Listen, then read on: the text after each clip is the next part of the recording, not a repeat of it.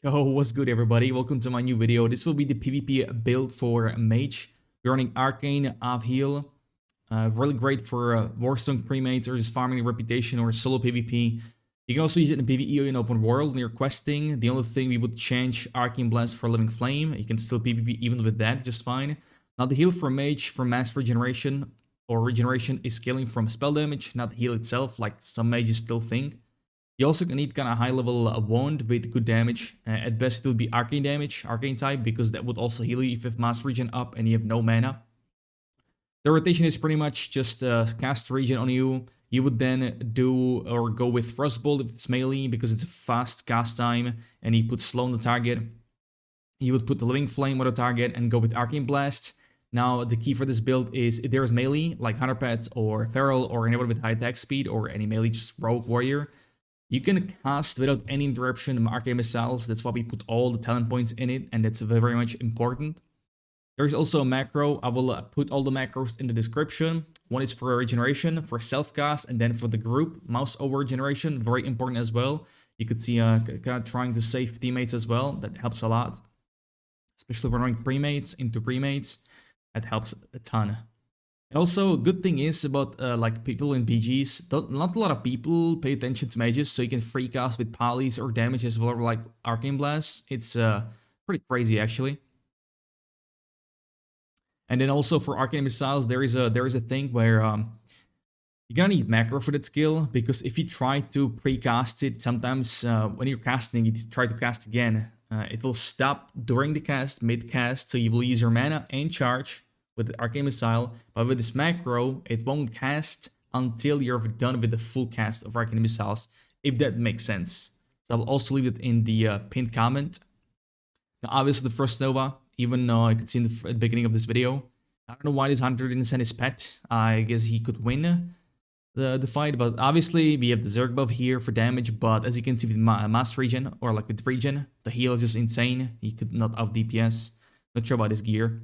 But I also have a 60 upgrade setup with pre-raid gear for PvP. If you're starting a new character, a new ult, you can get gear from auction house and whatnot. Pretty easy to get. I will have that in the, once again, description, pinned comment. You will see it there. And in a bit, I will go over the gear that we have. I also have a little clip here. This is 2vx. It starts as 2v3. See pre-casting on Cardi here with the regen.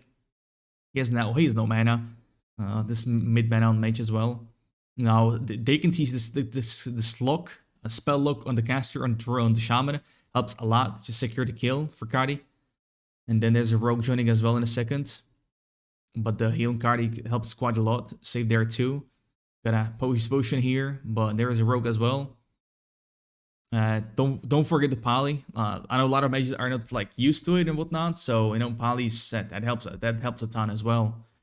But this was just a little clip. Now I'll take you in the game and I'll show you the gear we're running with. I believe the clip in the video was outdated, a little bit outdated gear. This is the updated one. But anyways, we try to stack as much stamina as possible. That goes for almost any class in PvP. And having this much HP on Mage in PvP without any buffs is absolutely crazy good. Also, this trinket setup is called Trinket Menu right here. Sometimes if your insignia used for fierce polys, well, it doesn't really work for that, but Nova whatnot slows, it helps a lot when you're trying to kite. So if the insignia is on cooldown, swap to this trinket or this trinket, up to you.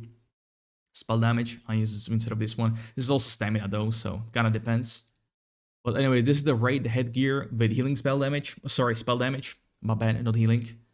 This is the amulet for armor, pretty good stuff. We got shoulders, magician mantle. I believe you can buy these. They're quite expensive though. Rank 3 cloak. We've got the Clan Thief Notorious from the second boss in BFD. Mainly taken for high stamina, also good armor, not too bad at all. We also have a talent that gives us more armor from intellect. Got stam and intellect. That's your probably like basic setup for armor, for gear if you cannot really afford or don't have spell damage gear from the raid. Got the dagger, another armor on this one. And then the tome with, again, stamina, spell damage. We've got shadow damage. This is the best one you can get when it comes in terms of damage. So we're rolling with this one. Doesn't have arcane damage on it sadly, but the cookie one from DM that mines does have arcane damage, helps a lot. It's quite good damage, but also heals you if you have regen up.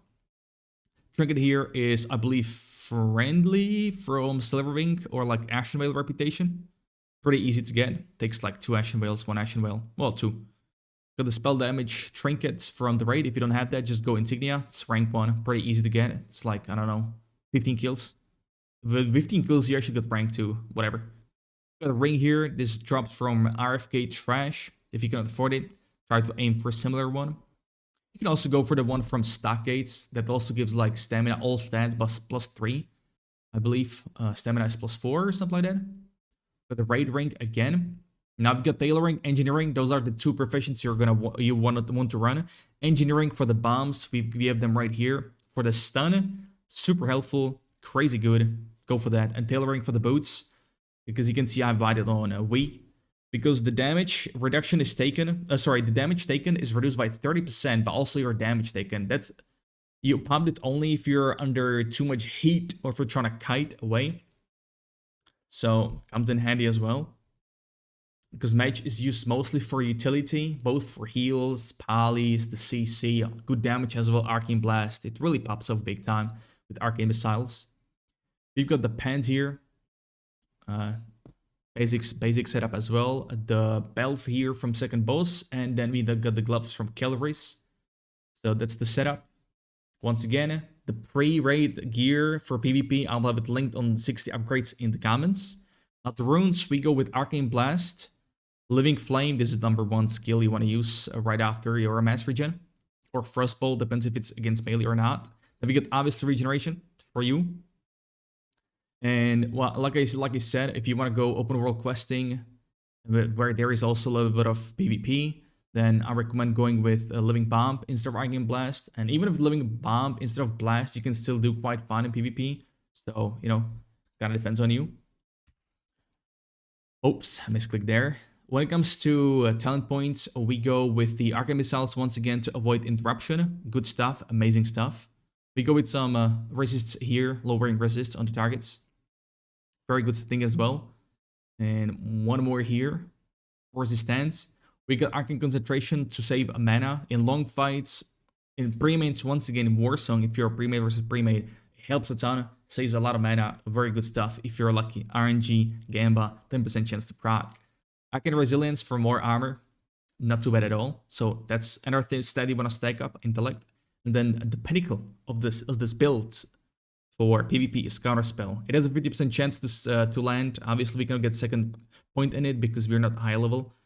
So yeah, this is pretty crucial, especially against those priests. If you can land Silence, I'm pretty sure pre-mates are like, you should have enough damage to kill the target, kill the priest in 4 seconds.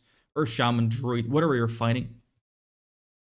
And that will be pretty much it. When it comes to Consumables, once again, I discussed already engineering here for the bombs. Now, if you're gonna go extra spicy, extra crispy and whatnot, you can go with Troll's Blood. They're pretty easy to make or buy. You can go with some scrolls as well, but these could get a little bit expensive. This one is very good, not too expensive at all. It's like almost 3 stamina. Goes, you know, stacks pretty well with 3 stamina and then Mark of the Wild. You go with Sagefish for mana regen.